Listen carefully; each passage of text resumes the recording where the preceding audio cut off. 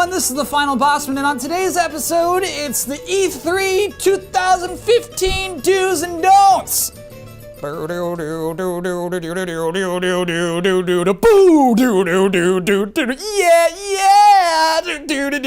I wanna be your superhero in a memory you overflow. Let me take you down to Santa Cruz. I'm in the U's and O's. Yeah. Entourage in theaters this weekend. Welcome to the show.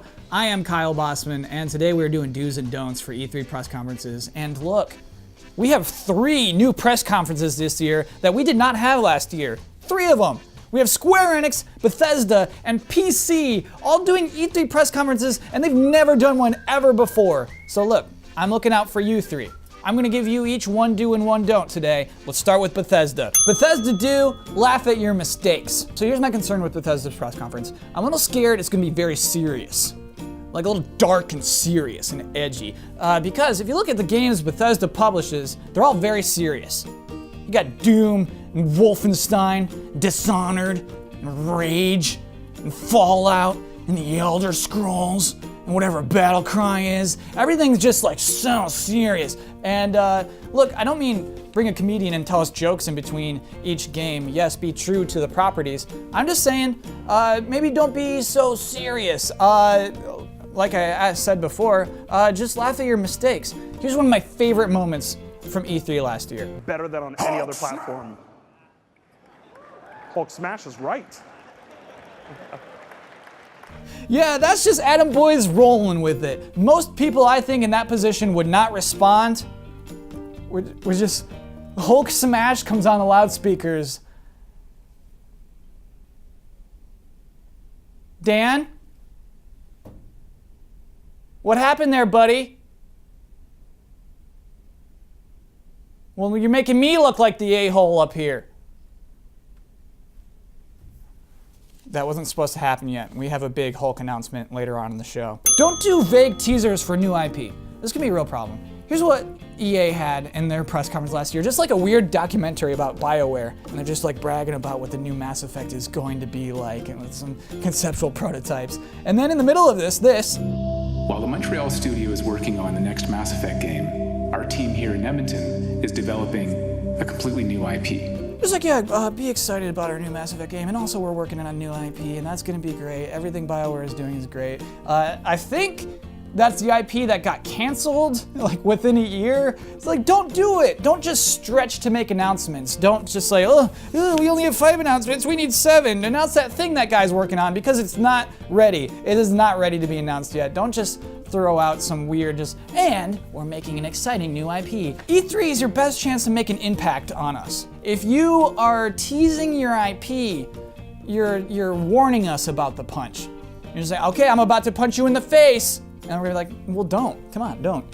It's like that. It's just like sudden trailers to this, and like, we're gonna punch you in the face, and it's just like, ow, don't. Square Enix, do show us your vibe. Another thing I don't think I gave Nintendo enough credit for in its digital event last year was demonstrating a control of its vibe in its digital event. Do you remember this? They're just sitting cross-legged, developers sitting cross-legged on a wooden floor talking about Hyrule Warriors. That's cool. Speaking in Japanese, absolutely, allow that. Square Enix, speak in Japanese, allow yourself that. And I know you're actually a very international company now. Show us everybody, show us who you are. We don't know who you are. This is your chance to really make a statement about like what kind of company you are, what your vibe is. Do it, have fun, show us your people, show us everything. But don't Final Fantasy VII. I'm serious about this. Don't you, okay. You know what, let's just look at this. This was just last December.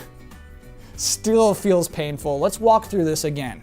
17 long years ago. Okay, you got Shinji Hashimoto. Sure, this is great. Okay, this is good. Oh, this is fantastic.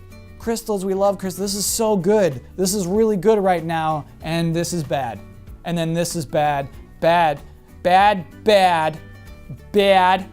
That's bad, bad, bad, bad. This is bad, bad, bad.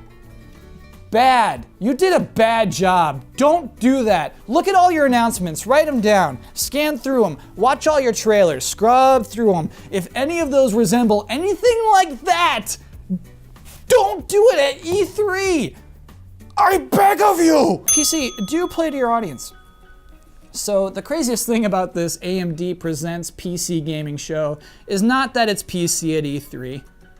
It's not that it's presented by AMD, which I'm not sure is a very popular company amongst the PC crowd these days. It's that it's 3 hours long. If any of those other publishers said, we're doing a 3-hour E3 show this year, I would say, you're crazy. What are you doing? You don't have 3 hours of good stuff. Can you imagine 3 hours of Ubisoft? No, but PC is saying we're doing it. That to me implies that this is a different kind of show, that they're going after a different kind of audience, that they don't care what the people with laptops in their audience are doing. The people who are just live blogging the event, waiting for any important sentence. Oh, I can make a headline on that. They don't care about those people. They care about the people at home, which I think might be the right thing to do. You might have to start targeting these to the people at home. So here's what I'm asking. Please don't book musical artists to entertain in between things. Please don't write banter for hosts. Please, you don't have to write any jokes. You don't have to bring any celebrities on stage. You can just be you. Because here's the thing. The people who are watching your 3-hour show are only people who are willing to watch a 3-hour show about PC games. So you don't have to talk down to them. They already like your stuff. They're already smart. They already get you. So please treat them with the respect that they deserve. Don't treat everything like it's a big deal. So I'll frequently give press conferences a hard time for overly boasting on games that maybe don't need to be boasted so much. I know it's tricky. I know you've probably booked most of your games so far. Some of them will be small games. That's not a problem. I'm just saying announce them right. Don't just come out and we're about to break the internet with the exclusive announcement of this little emotional journey game. It's called Where Is She?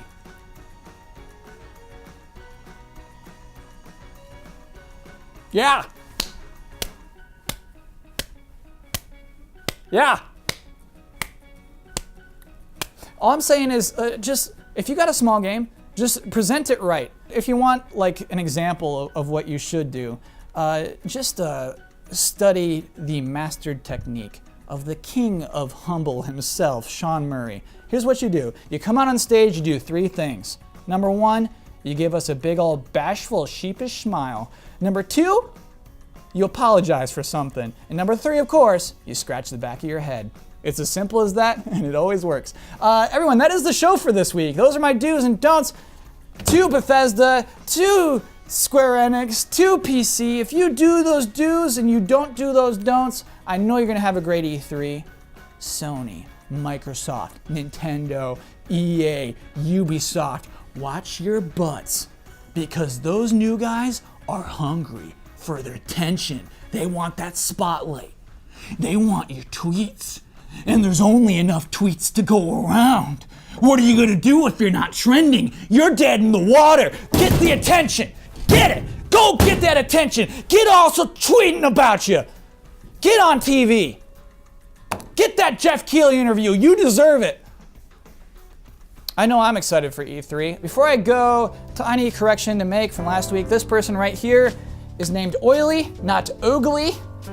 Most of the time it wouldn't work too hard to correct a username. However, that seems like a person's name, so I wanted to get that straight. Anyway, if you're on Twitter, you can find me at Kyle Bosman. I'll be back here next Wednesday with a very special E3 special. I hope to see you then. Thanks for watching.